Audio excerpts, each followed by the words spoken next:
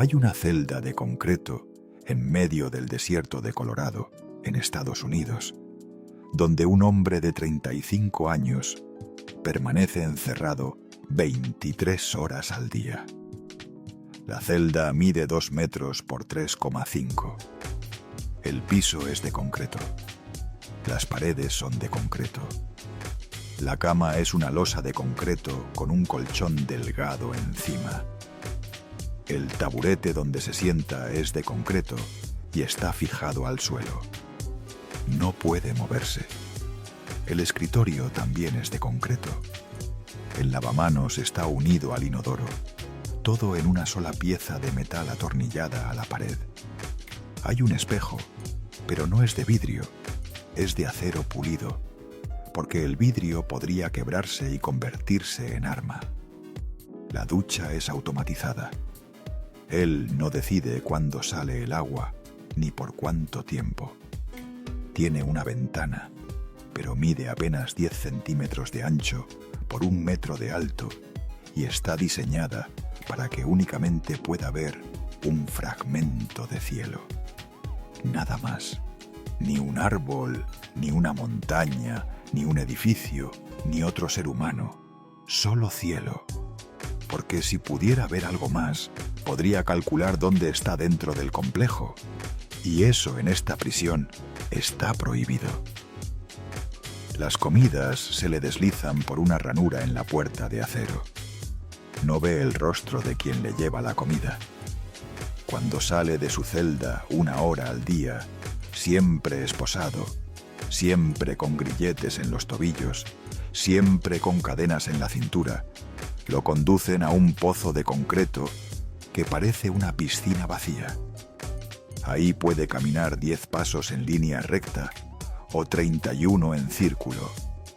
Ese es todo el ejercicio que se le permite. El pozo no tiene techo, así que puede ver el cielo, pero únicamente el cielo. Las paredes del pozo son tan altas que no puede ver nada más.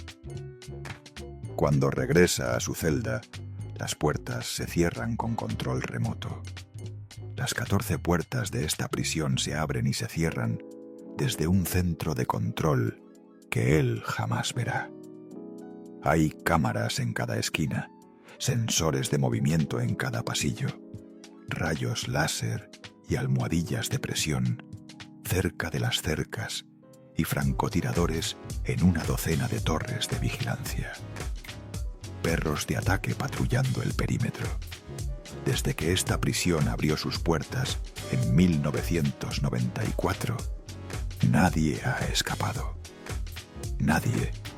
Se llama ADX Florence.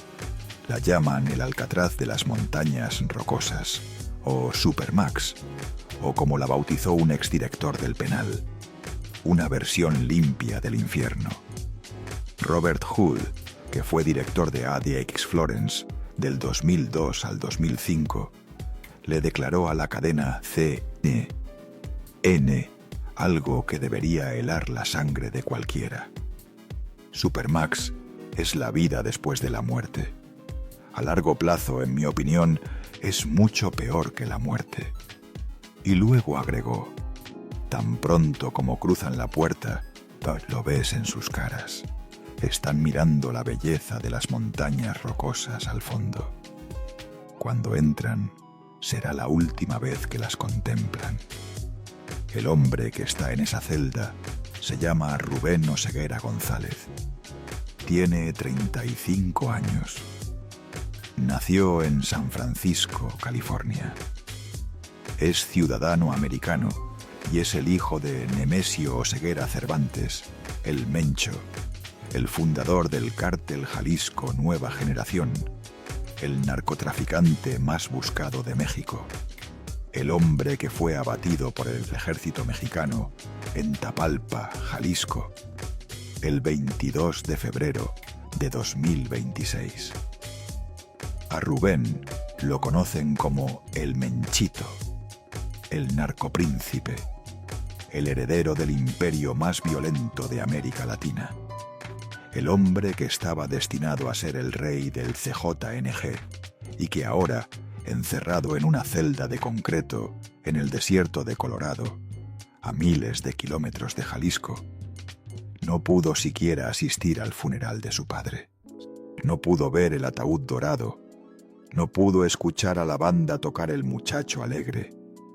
No pudo despedirse del hombre que lo engendró, que lo moldeó, que lo convirtió en un monstruo y que al final lo dejó solo a su suerte en el sistema penitenciario más brutal del planeta. Esta es la historia del Menchito, la historia del hijo que su propio padre destruyó. Y te advierto, es más oscura, más trágica y más perturbadora de lo que cualquier narcocorrido te ha contado. Para entender quién es el Menchito, primero hay que comprender dónde nació y por qué eso importa.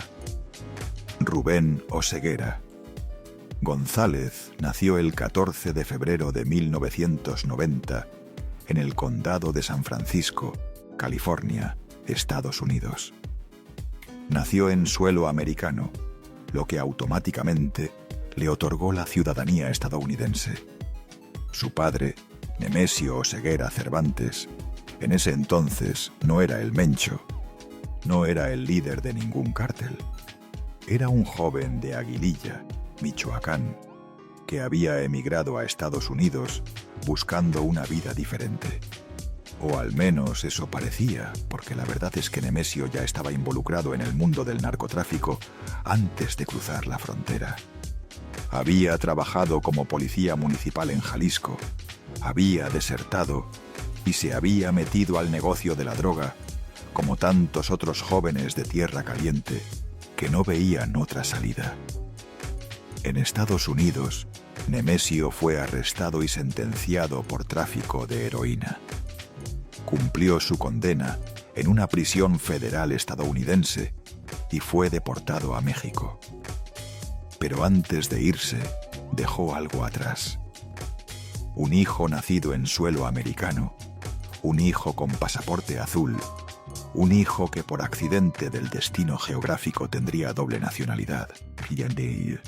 Y esa doble nacionalidad, que en otra familia habría sido una ventaja, una puerta a oportunidades, para Rubén Oseguera se convirtió en la cadena que eventualmente lo ataría a una celda de concreto por el resto de su vida. La madre de Rubén es Rosalinda González Valencia, conocida en el mundo del crimen organizado como la Jefa. No era cualquier mujer.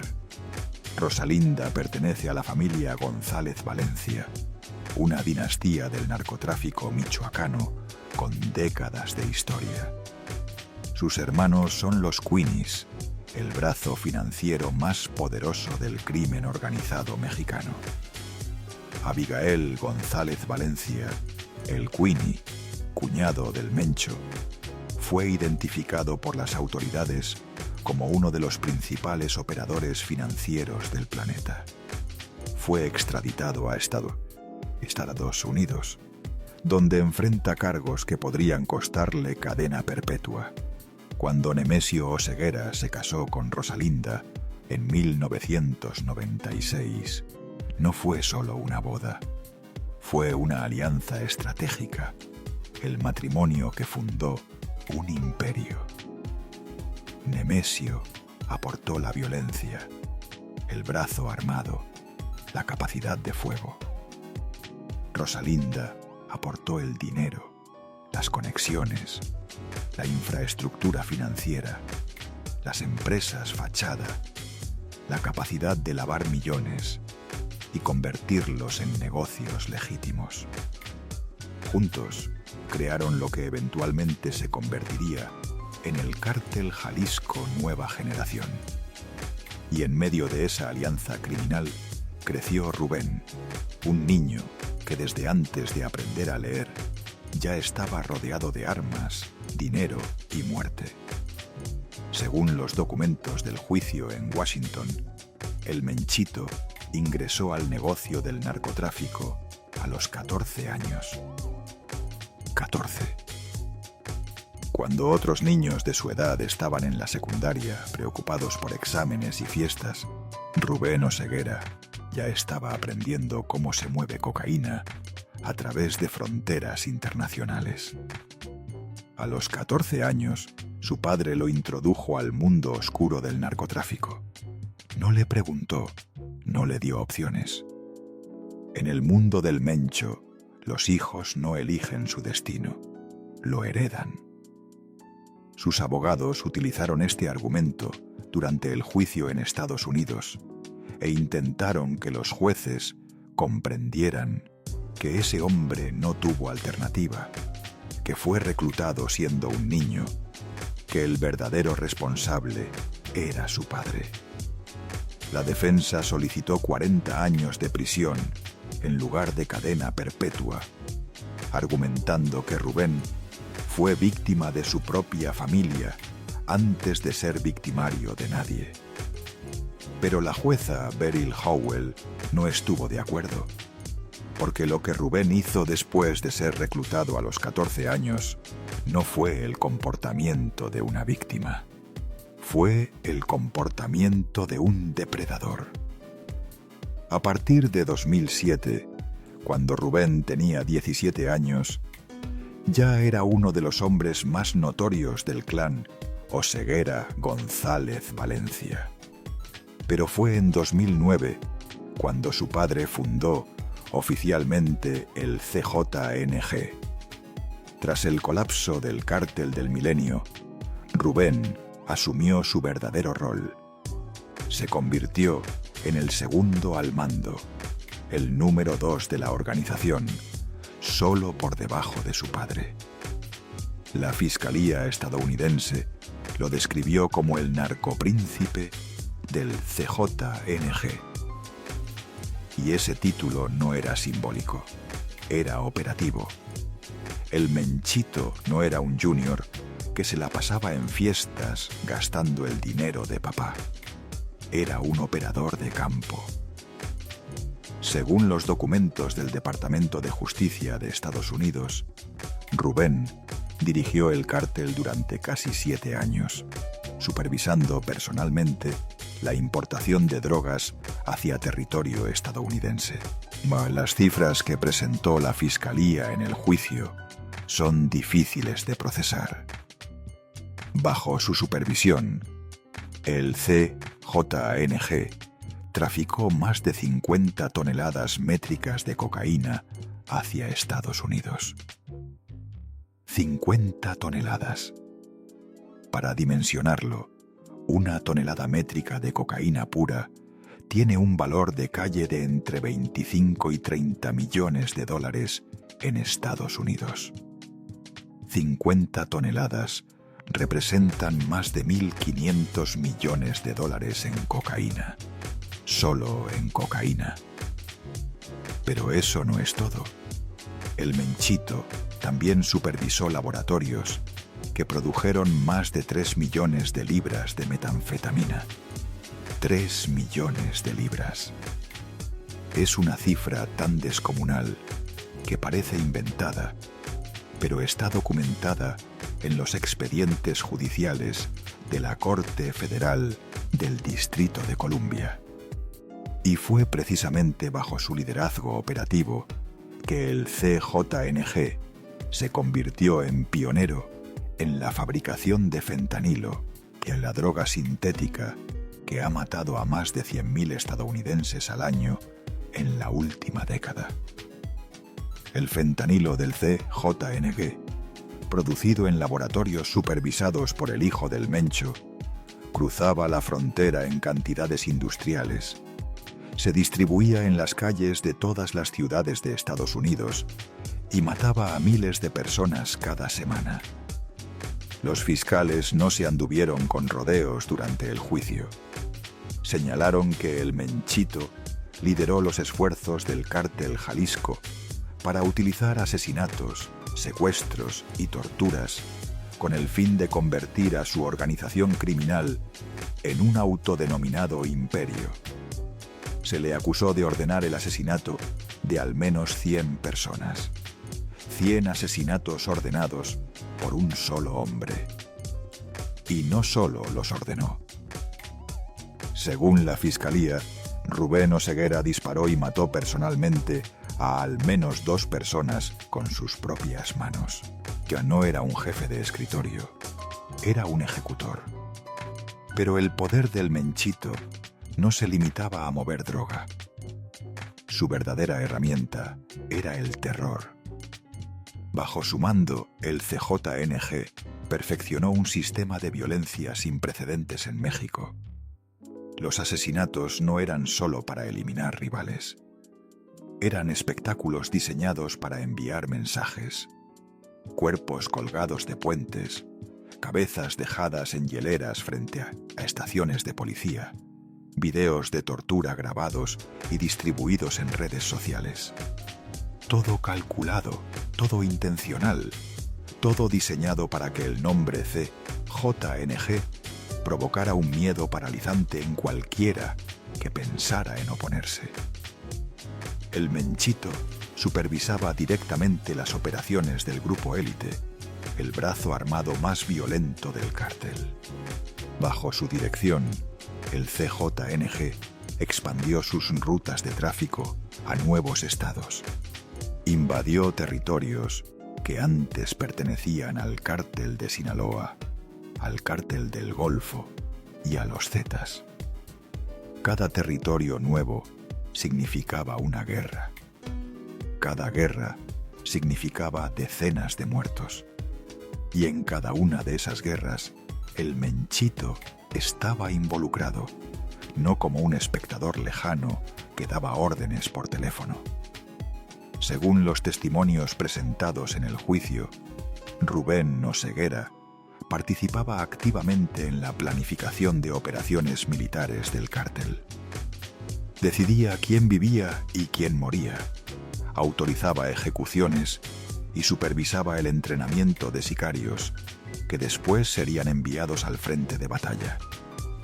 Una de las estrategias que más preocupó a las autoridades fue la capacidad del CJNG, bajo el Menchito, de reclutar exmilitares, exsoldados del ejército mexicano, exagentes de policía, expolicías federales, hombres con entrenamiento táctico real que se pasaban al bando criminal porque el cártel pagaba mejor y porque el Menchito les ofrecía un sentido de pertenencia, una estructura jerárquica que conocían.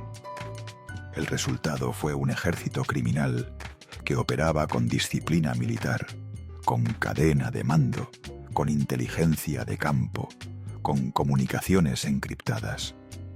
Un ejército que en 2015 se atrevió a hacer algo que ningún cártel había intentado antes. Uno de los actos que más pesó en el juicio fue algo que ocurrió el 1 de mayo de 2015 en Villa Purificación, Jalisco. Ese día, el ejército mexicano realizaba operaciones de búsqueda en la zona como parte de los esfuerzos para capturar al Mencho. Un helicóptero artillado de la Fuerza Aérea Mexicana sobrevolaba la región cuando fue alcanzado por un proyectil de lanzacohetes y se desplomó. Murieron soldados y policías federales. Fue uno de los ataques más audaces que cualquier cártel mexicano haya perpetrado contra el Estado. Y según varios testigos que declararon en el juicio en Washington, fue el Menchito quien dio la orden de derribar ese helicóptero. Ordenó que se empleara un RPG contra una aeronave militar del gobierno de México. A los 25 años, el hijo del Mencho, el niño nacido en San Francisco, California, ordenando derribar un helicóptero del ejército mexicano con un lanzacohetes. Esa imagen resume todo lo que necesitas saber sobre quién era realmente el Menchito. Pero todo imperio tiene un principio y un final. Y el principio del final del Menchito comenzó mucho antes de lo que la mayoría cree. Para entenderlo, hay que saber algo. Mientras el Mencho era un fantasma, un hombre que nadie veía, que no usaba teléfonos, que cambiaba de ubicación cada semana, que vivía en la clandestinidad más absoluta. Su hijo era todo lo contrario. El Menchito era visible, era conocido. Se movía por Zapopan, por Guadalajara, por la zona metropolitana de Jalisco, como si fuera intocable. Frecuentaba restaurantes, iba a fiestas, se operaba la nariz. Vivía como un junior millonario, no como el segundo, al mando de un cártel perseguido por 2 países. Y esa arrogancia, esa sensación de invulnerabilidad que da el poder cuando lo has tenido desde los 14 años, fue lo que lo perdió. Su primera detención ocurrió el 30 de enero de 2014, cuando tenía 24 años. Fue capturado en Zapopan, Jalisco. La Policía Federal lo encontró en posesión de 25 millones de pesos en efectivo y varias armas de fuego. 25 millones de pesos en efectivo. Piénsalo, un joven de 24 años cargando el equivalente a más de $1 millón en billetes, como quien lleva la cartera con unos pesos para el mandado. Ramón Eduardo Pequeño García, titular de la División de Inteligencia de la Policía Federal en ese entonces, ofreció los detalles de la captura en una conferencia de prensa. Todo parecía indicar que el heredero del CJNG pasaría años en prisión. Pero aquí viene lo increíble, lo que resume todo lo que está mal con el sistema judicial mexicano. En octubre de ese mismo año, un juez de Jalisco ordenó su liberación. Argumentó que no existían elementos suficientes para procesarlo. Un hombre detenido con 25 millones de pesos y armas de fuego. Hijo del narcotraficante más buscado de México. Identificado por la DEA como el número 2 del CJNG. Y un juez dice que no hay elementos suficientes. México en su máxima expresión. La corrupción disfrazada de jurisprudencia, el poder del dinero del cártel comprando la libertad de su príncipe. Pero las autoridades no se rindieron. Lo volvieron a detener de inmediato cuando salía del penal, bajo nuevos cargos. Sin embargo, en diciembre de 2014, otro juez determinó nuevamente que las pruebas eran insuficientes y lo dejó ir. Otra vez libre. 2 detenciones, 2 liberaciones. El sistema judicial mexicano le abrió la puerta 2 veces al heredero del cártel más violento del país. La tercera fue la vencida. El 23 de junio de 2015, poco más de un mes después del derribo del helicóptero en Villa Purificación, el ejército mexicano y la Policía Federal ejecutaron un operativo en el fraccionamiento Lomas de Altamira, en Zapopan. Era una zona residencial privada de casas de lujo, con caseta de vigilancia y cámaras de seguridad. A las 2:15 de la madrugada, los elementos de seguridad ingresaron al fraccionamiento en varios vehículos. Sometieron al guardia de la caseta, dispararon a las cámaras de seguridad con pistolas de paintball para inutilizarlas. Destruyeron varias más a mano. Le pidieron al guardia que cortara la electricidad de toda la zona. Y entonces entraron. El Menchito estaba dentro de un vehículo junto a su cuñado Julio Alberto Rodríguez Castillo. No tenía escoltas y no había un ejército de sicarios protegiéndolo. Resulta que se había sometido recientemente a una cirugía de nariz, una rinoplastia, y estaba en recuperación. El narcopríncipe estaba con la nariz operada, mientras su padre libraba una guerra contra el Estado mexicano. La operación duró apenas 20 minutos y no se disparó un solo tiro. Las autoridades le confiscaron varias armas, incluyendo 2 rifles de asalto AR-15 personalizados, grabados con las insignias del CJNG. Armas de colección, armas que no eran para esconder, sino para presumir. Esta vez no lo soltaron. Rubén Oseguera González fue enviado al Centro Federal de Readaptación Social número 1, mejor conocido como el Penal del Altiplano, en Almoloya de Juárez, Estado de México. La prisión de máxima seguridad más célebre de México. Ahí pasó 3 años y medio, y durante ese tiempo, según reportes, hubo al menos 2 intentos de fuga frustrados. 2 veces intentaron sacarlo. 2 veces las autoridades lo detectaron a tiempo. Por eso lo trasladaban constantemente de un penal a otro. Del Altiplano lo movieron al Centro Federal número 13 en Oaxaca y después a Hermosillo, Sonora, siempre desplazándolo para que nunca pudiera establecer suficiente contacto con nadie como para planear otra fuga. Sus abogados presentaron amparos, recursos legales, quejas ante la Comisión Interamericana de Derechos Humanos, alegando irregularidades en el proceso. Ninguno prosperó. Y mientras el Menchito peleaba desde la cárcel para no ser extraditado, afuera, su padre seguía levantando el imperio. El CJNG crecía, se expandía a más estados, controlaba más rutas, producía más droga. Y Nemesio Oseguera, el Mencho, comenzaba a enfrentar algo doloroso. Su hijo, su heredero, el que iba a continuar el legado, no iba a salir de la cárcel. Y si lo extraditaban a Estados Unidos, no regresaría jamás. Eso fue exactamente lo que ocurrió. El 20 de febrero de 2020, el gobierno de México aprobó la extradición de Rubén González a Estados Unidos.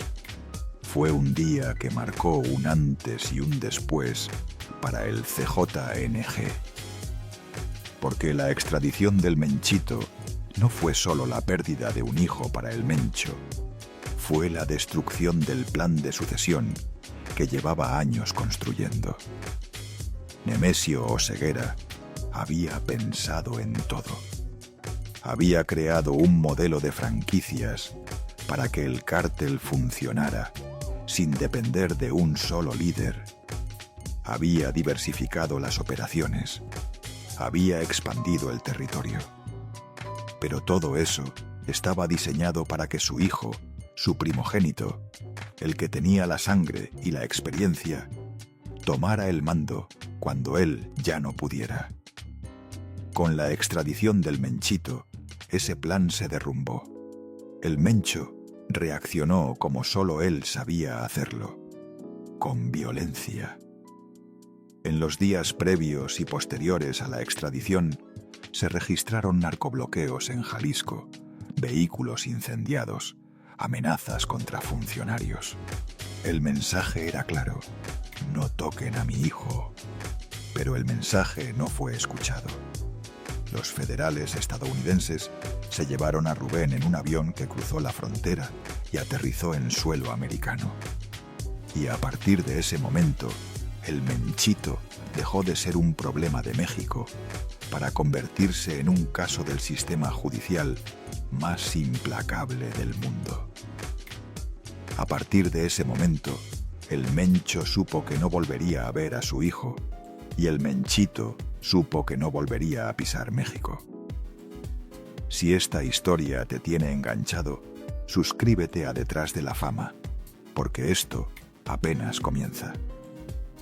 La familia Oseguera González Valencia empezó a caer como fichas de dominó. En 2020, Jessica Johanna, la negra, la hermana del Menchito, fue detenida en Washington por facilitar operaciones financieras del CJNG. Estuvo presa 30 meses. El Queenie, el tío Abigail González Valencia, fue extraditado y aguarda juicio con posibilidad de cadena perpetua. Rosalinda, la madre, la jefa, fue detenida por primera vez en 2018. Pagó una fianza de 1,5 millones de pesos y quedó libre. Fue recapturada en 2021 y condenada a 5 años por lavado de dinero. Fue liberada en febrero de 2025. El guacho, Cristian Fernando Gutiérrez Ochoa, yerno del Mencho y pareja de Laisha Michelle, la hermana menor, fue detenido en California en octubre de 2024. Había fingido su muerte y utilizaba identidad falsa para pasar desapercibido. Fue condenado a 11 años de prisión. Una a una, las piezas del clan iban cayendo y el Menchito, desde su celda en Virginia, recibía las noticias de cada arresto, de cada condena, de cada golpe, sin poder hacer absolutamente nada. Fue trasladado al centro de detención de Alexandria en Virginia, donde permanecería durante los años que duró la preparación de su juicio. Según su abogado, J. Ronis, durante todo ese tiempo nunca tuvo un solo problema de conducta, ni una pelea, ni un incidente, ni una infracción. El hombre que ordenó 100 asesinatos, que derribó un helicóptero militar, que supervisó la producción de millones de libras de metanfetamina, se comportaba como un recluso ejemplar en Virginia. Pero el buen comportamiento no lo salvó de lo que vendría. El juicio del Menchito en la Corte Federal del Distrito de Columbia fue devastador. La Fiscalía presentó testigos, documentos, interceptaciones telefónicas, informes de inteligencia. Construyeron un caso que retrataba a Rubén Oseguera no como un hijo que siguió órdenes, sino como un líder criminal por méritos propios.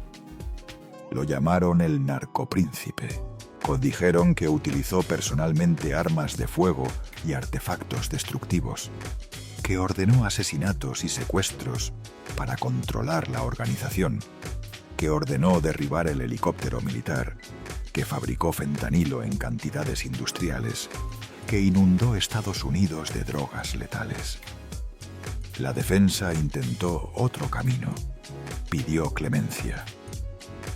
Dijo que Rubén fue reclutado a los 14 años por su propio padre, que no tuvo otra alternativa, que creció en un entorno donde la violencia era lo normal y el narcotráfico era el negocio familiar. En un momento extraordinario del proceso, la propia familia del Menchito envió una carta a la jueza Beryl Howell pidiendo misericordia.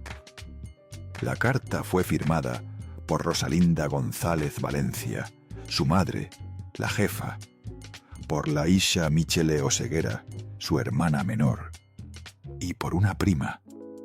Pedían que no le dieran cadena perpetua, que consideraran que era un ser humano y no solo un expediente, que pensaran en el niño que fue antes de convertirse en lo que se convirtió. La jueza leyó la carta, escuchó a la defensa y el 20 de septiembre de 2024 el jurado declaró culpable a Rubén González de todos los cargos: conspiración para distribuir cocaína y metanfetamina hacia Estados Unidos, uso y posesión ilegal de armas de fuego con fines delictivos. Culpable de todo. La audiencia de sentencia se llevó a cabo el 7 de marzo de 2025 en la Sala 25A de la Corte Federal del Distrito de Columbia. La Fiscalía solicitó 2 cadenas perpetuas y una multa de más de $12,000 millones. La defensa pidió 40 años, argumentando nuevamente que fue reclutado siendo menor de edad. El Menchito, de 34 años en ese momento, permaneció en silencio durante casi 3 horas mientras se decidía su destino. Poco después del mediodía, la jueza Beryl Howell dictó la sentencia. Cadena perpetua más 30 años adicionales de prisión y una multa de $6.026 millones. $6.000 millones. 121 billones de pesos mexicanos. Fue la primera sentencia contra un capo mexicano de alto perfil durante la administración de Donald Trump. Un exagente de la DEA expresó su asombro. Señaló que a otros narcos, como Osiel Cárdenas Guillén, el fundador de los Zetas, o el expresidente hondureño Juan Orlando Hernández, no les habían dado cadena perpetua, pero al Menchito sí. Las políticas de la administración Trump contra el narcotráfico mexicano eran más severas que nunca, y Rubén fue el ejemplo. Según reportes de Detrás de la Fama, durante el proceso se le ofreció al Menchito la posibilidad de cooperar con las autoridades estadounidenses a cambio de una sentencia reducida.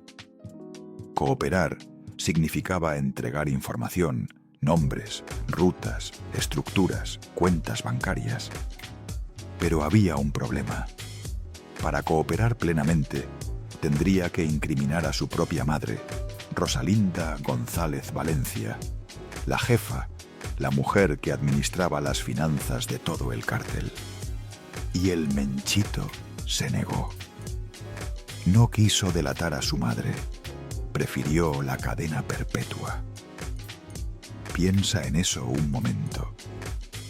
Un hombre de 34 años, sentado en una sala de tribunal en Washington, sabiendo que si habla, podría salir algún día, sabiendo que si calla, pasará el resto de su vida en una celda de concreto, y elige el silencio. Elige proteger a la mujer que lo trajo al mundo, la misma mujer cuya familia lo introdujo en el narcotráfico, la misma mujer cuyo matrimonio con el Mencho creó el cártel que le arruinó la vida, y él la protege con su libertad, con su futuro, con todo lo que le queda. Después de la sentencia, los abogados del Menchito solicitaron y la jueza Howell aprobó que cumpliera su condena en una prisión federal en California, cerca de donde nació. Pero el Departamento de Justicia tenía otros planes. En abril de 2025, Rubén fue trasladado a la penitenciaría USP Florence High, en Colorado, una prisión de alta seguridad dentro del complejo correccional federal de Florence. No era la peor opción. Era dura, pero no era el infierno.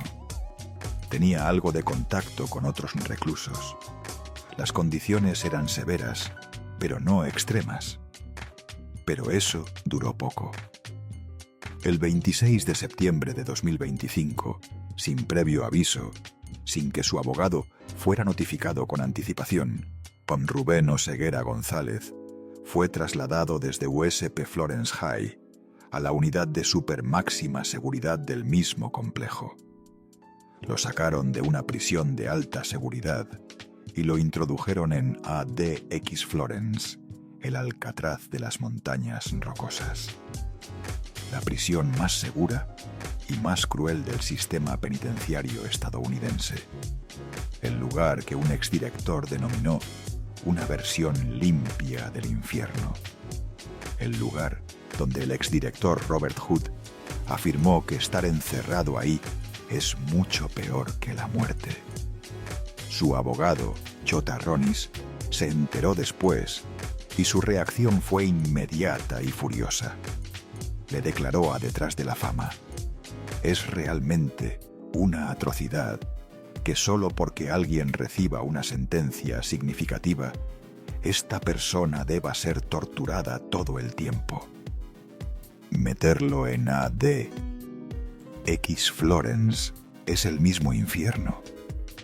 No está respaldado por su historial ni por su comportamiento. Creo que fue hecho únicamente para imponer un castigo adicional no contemplado por la Corte al momento de la sentencia. Y añadió: está en aislamiento completo, sin contacto con otros internos. Es tan grave como un encarcelamiento puede serlo, y creo que innecesario. Pero al Departamento de Justicia no le importó la opinión del abogado, porque el Departamento de Justicia es la misma agencia que acusó al Menchito y la misma que controla el Buró Federal de Prisiones. El acusador decide dónde vive el acusado por el resto de su vida, y decidieron que Rubén Oseguera González, el narcopríncipe, el heredero del imperio más violento de México, viviría y moriría en ADX Florence. Y ahora hay que entender qué significa realmente vivir en ADX Florence. Porque cuando uno escucha prisión de máxima seguridad, ya piensa en celdas con barrotes y guardias armados, patios con alambre de púas. Pero ADX Florence no es eso. ADX Florence es algo completamente distinto.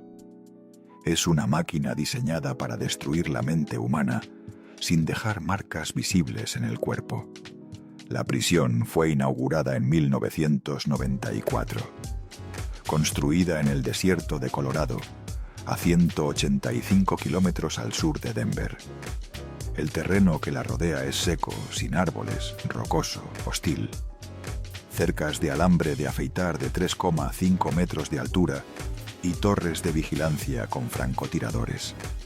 Perros de ataque patrullando permanentemente. Rayos láser y sensores de presión en el perímetro. 100 puertas de acero con control remoto que pueden cerrarse instantáneamente si alguien intenta escapar.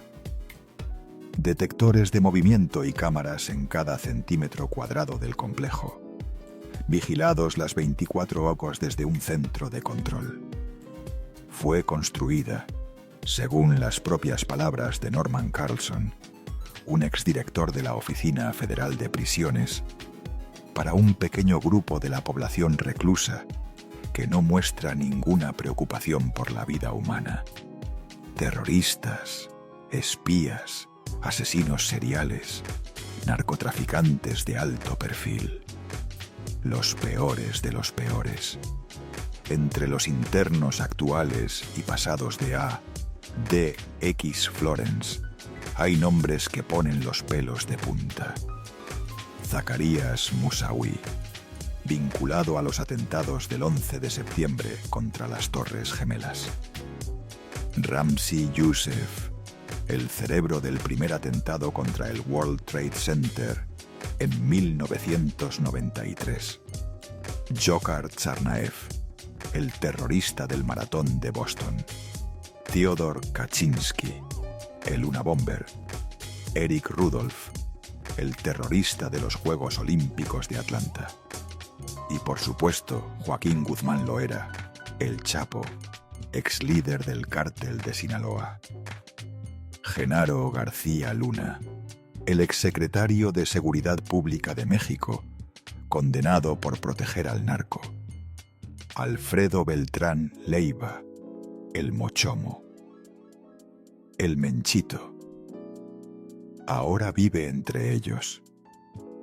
Respira el mismo aire filtrado que respiran los terroristas más peligrosos del mundo. Come la misma comida que le pasan por la misma ranura en la puerta. Camina en el mismo pozo de concreto donde caminan los hombres que Estados Unidos considera las mayores amenazas a la seguridad nacional. Y la ironía más cruel de todas es la siguiente. A pocas celdas de la suya separado por muros de concreto y puertas de acero, está Joaquín Guzmán Loera, el Chapo. El hombre que durante décadas fue el rival más grande de la familia Oseguera, el líder del cártel de Sinaloa, la organización que compitió con el CJNG por cada plaza, cada ruta, cada gramo de droga que cruzaba la frontera. Cuando el Mencho estaba vivo, su mayor obsesión era superar al cártel de Sinaloa. Quería ser más grande que el Chapo, más poderoso, más temido. Y lo logró. El CJNG se convirtió en el cártel más peligroso de México, superando al de Sinaloa en violencia, en expansión territorial y en producción de fentanilo. Y ahora el hijo del Mencho y el Chapo están en el mismo edificio. Los dos encerrados 23 horas al día, los dos comiendo la misma comida que les pasan por una ranura, los dos caminando en pozos de concreto sin poder ver más que un pedazo de cielo, los dos sin poder abrazar a sus familias, los dos condenados a morir entre esas paredes. El rey del cártel de Sinaloa y el príncipe del CJNG, reunidos por el destino en la prisión más segura del mundo, sin poder siquiera verse las caras, separados por muros que ningún poder criminal del planeta puede atravesar. También está ahí Genaro García Luna, el exsecretario de Seguridad Pública de México durante el gobierno de Felipe Calderón, condenado por proteger al cártel de Sinaloa mientras supuestamente combatía el narcotráfico. El hombre que debía defender a México del narco, encerrado junto a los narcos a quienes protegía. Y Alfredo Beltrán Leiva, el Mochomo, otro ex líder del crimen organizado mexicano. A.D. Florence se ha convertido en una especie de reunión de exalumnos del narcotráfico mexicano. Todos los que alguna vez fueron todopoderosos en las calles de México, todos los que tenían ejércitos de sicarios, flotas de aviones y submarinos cargados de droga, ahora comparten un destino idéntico: una celda de concreto, una rendija de 10 centímetros para ver el cielo y un silencio que nunca termina. Las condiciones dentro de ADX Florence han sido documentadas por The New York Times, por Amnistía Internacional, por las Naciones Unidas y por cada organismo de derechos humanos que ha logrado obtener información sobre lo que ocurre detrás de esas paredes. Los reclusos viven en confinamiento solitario 23 horas al día. No tienen contacto con otros presos. El contacto con los guardias es mínimo. La comida llega por una ranura. Las instrucciones llegan por un interfón. La celda tiene una televisión pequeña que muestra programación limitada y una radio. Eso es todo el entretenimiento disponible.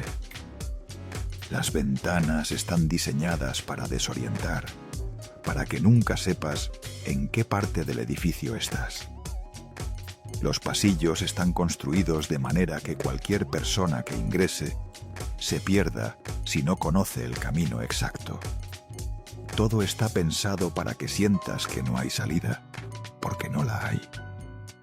El Chapo Guzmán, que lleva años en ADX Florence, le escribió una carta al juez en julio de 2019 denunciando las condiciones. Dijo que el agua que le daban no estaba limpia, que no respiraba aire limpio, que era aire seco que le provocaba dolor de garganta, de nariz, de oídos y de cabeza, que tenía que taparse los oídos con pedazos de papel higiénico para poder dormir por el ruido constante del sistema de ventilación, que a su esposa no se le había permitido visitarlo, que no lo habían dejado abrazar a sus hijas, Ha sido una tortura emocional y psicológica las 24 horas del día, escribió el hombre que alguna vez fue el narcotraficante más poderoso del mundo.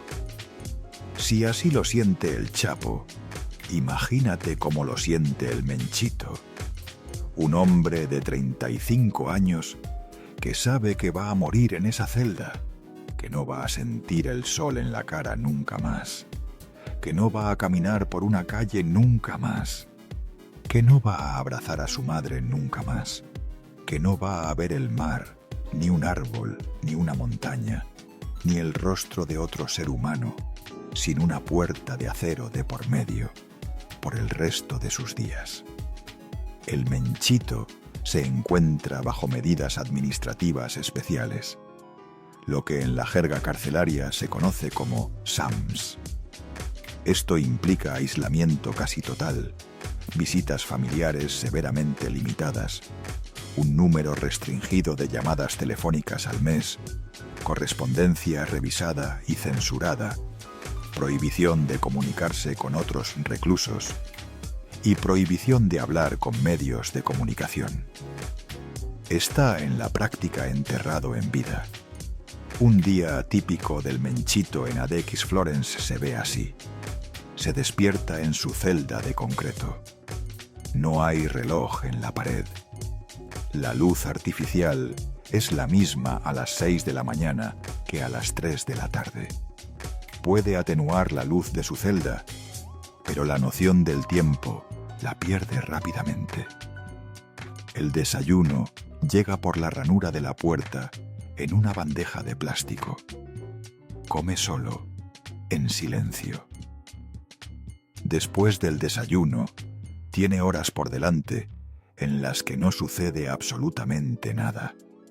Puede ver la televisión de su celda, que muestra programación limitada de unos 50 canales, o puede escuchar la radio. Puede leer si tiene libros aprobados por la administración. Puede escribir cartas que serán revisadas y censuradas antes de ser enviadas.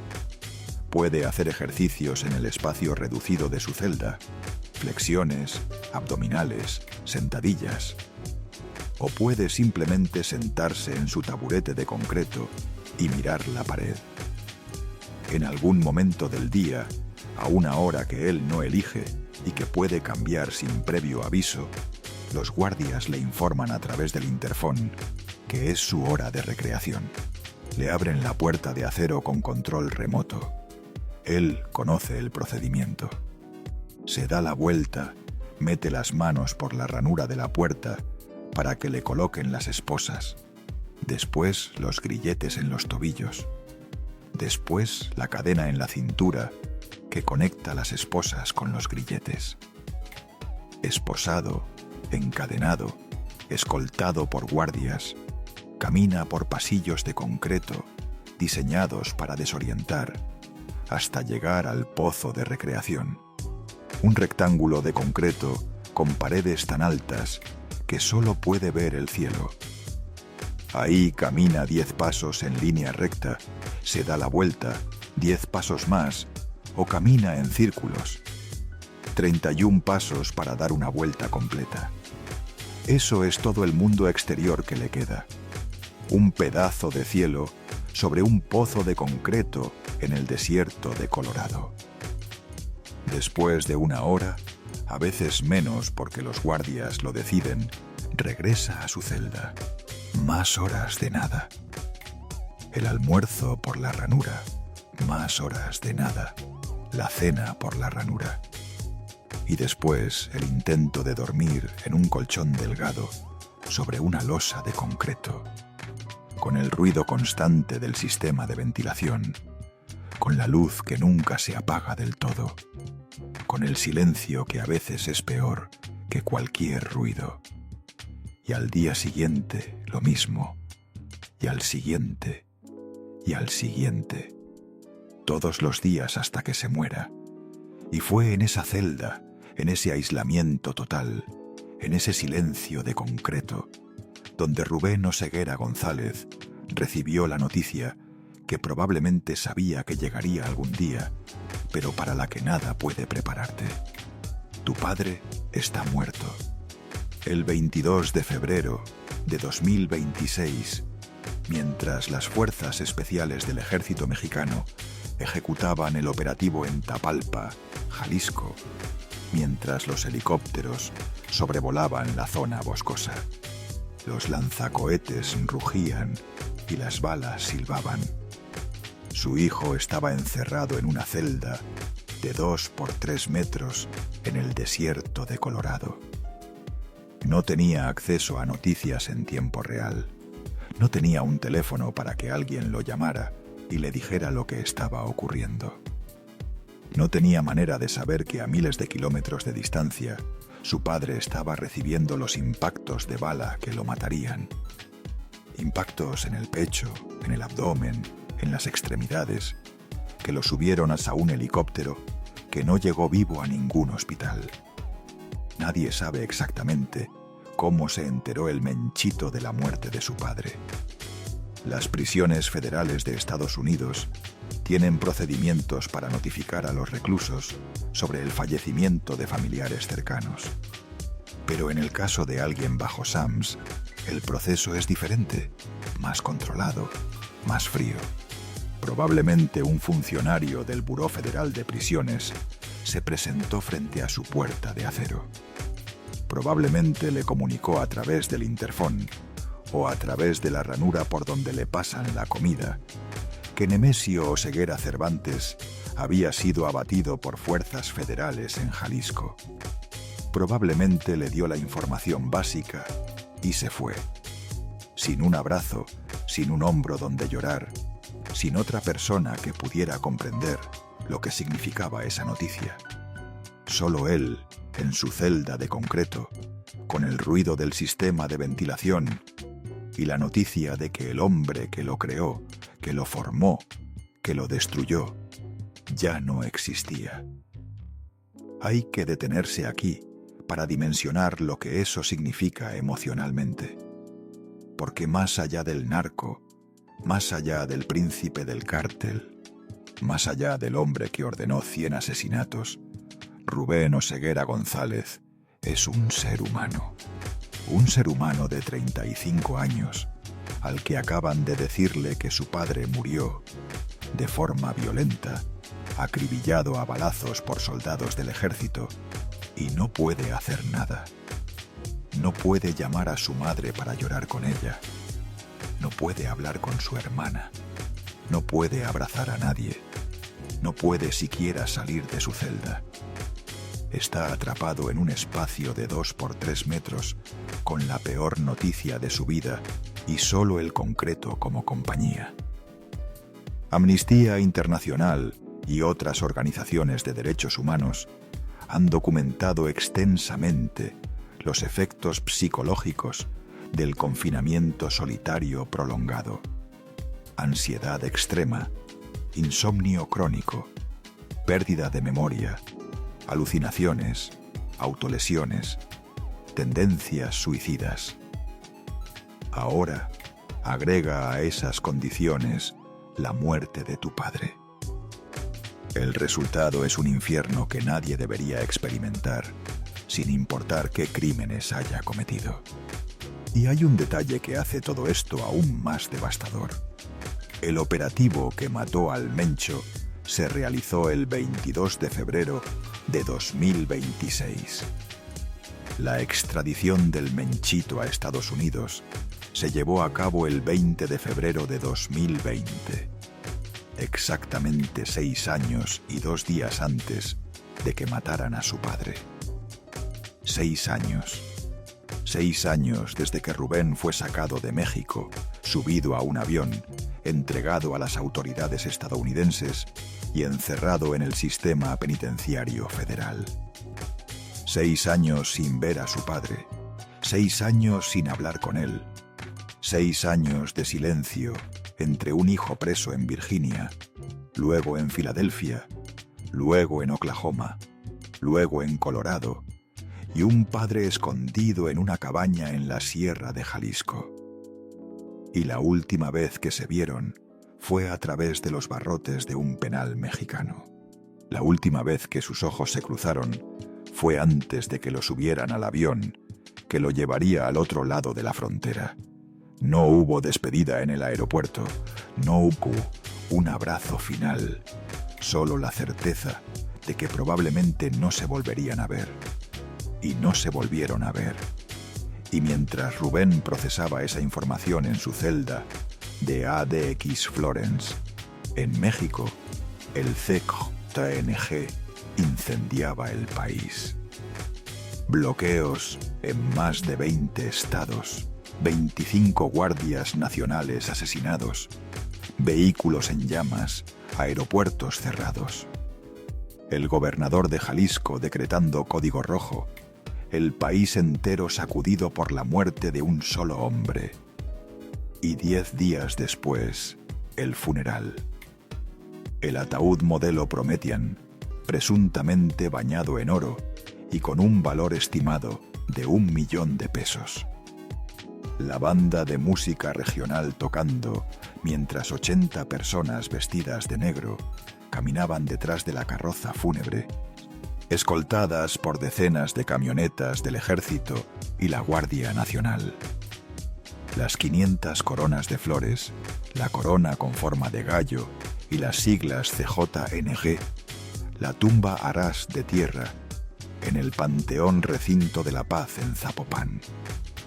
La hermana Laisha Michelle, de 24 años, identificada entre los asistentes, presuntamente la misma que reclamó el cuerpo de su padre ante las autoridades. Y Rubén no estuvo ahí. No pudo estar. Estaba a miles de kilómetros, en una celda donde solo puede ver el cielo por una rendija de 10 centímetros, encadenado 23 horas al día, sin poder despedirse del padre que le dio la vida y que simultáneamente se la arrebató. Porque la vida del Menchito terminó mucho antes de que la jueza Howell dictara la sentencia.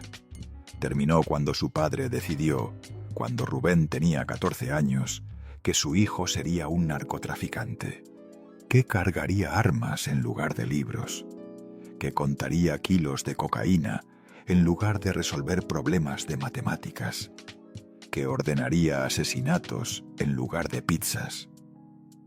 Y ahora hay que hablar de la apelación, porque el Menchito no se ha rendido. En diciembre de 2025, pocas semanas antes de la muerte de su padre, Rubén Oseguera González presentó formalmente una apelación contra su sentencia ante los tribunales federales de Estados Unidos. Quiere que sea anulada la condena. Quiere un nuevo juicio. Sus abogados argumentan que hubo irregularidades en el proceso, que la extradición fue ilegal, que se violaron sus derechos. También planean impugnar su traslado a ADX Florence, argumentando que no tiene antecedentes de violencia durante su encarcelamiento y que las condiciones de Supermax constituyen un castigo desproporcionado no contemplado en la sentencia. Pero los expertos legales son claros. Las posibilidades de que la apelación prospere son mínimas. El sistema judicial federal de Estados Unidos rara vez revierte condenas en casos de narcotráfico de este nivel. Y con la administración Trump endureciendo las políticas contra el crimen organizado mexicano, con el CJNG designado como organización terrorista extranjera, con la crisis de fentanilo matando a más de 100.000 estadounidenses al año, nadie en Washington tiene interés en mostrar clemencia con el hijo del Mencho. La multa de $6.026 millones es otro capítulo surrealista de esta historia. $6.000 millones es una cifra que no tiene sentido en términos prácticos. Es más dinero del que muchos países pequeños tienen en sus arcas. Es más dinero del que el Menchito o su familia podrían reunir en 1000 vidas. Es una cifra simbólica diseñada para enviar un mensaje. Estados Unidos va a destruir financieramente a cualquiera que trafique drogas hacia su territorio. Pero en la práctica, esa multa es impagable.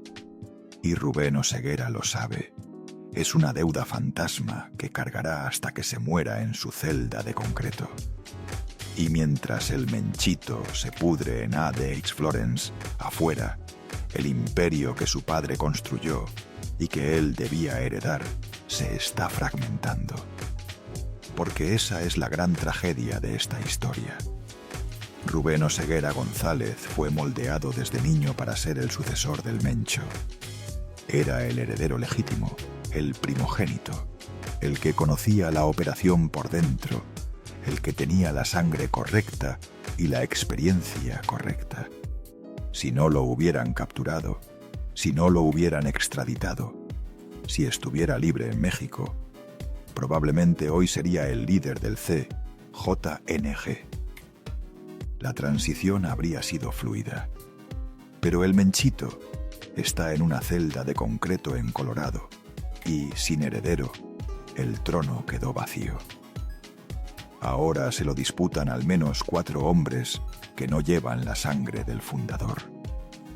Es imposible no comparar lo que ocurrió con el CJNG con lo que pasó con el cártel de Sinaloa cuando el Chapo Guzmán fue capturado y extraditado a Estados Unidos en 2017. Sus hijos, los llamados Chapitos, Iván Archibaldo, Jesús Alfredo y Ovidio Guzmán, ya estaban integrados en la operación, ya controlaban plazas, ya tenían sus propias redes. La transición fue relativamente fluida porque los herederos estaban libres y operando.